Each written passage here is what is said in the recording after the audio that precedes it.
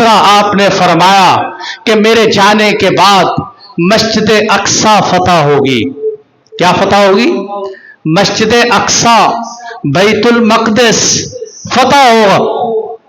हजरत उमर फारूक रदी अल्लाह अन्हु के ज़माने में सन 16 हिजरी में उबैदत इब्नुल जर्राह रदी अल्लाह अन्हु की क़यादत में अल्लाह ने फ़लस्तीन में मस्जिद अक्सा फतह कर दी। मेरे नबी की बशारत पूरी हो गई।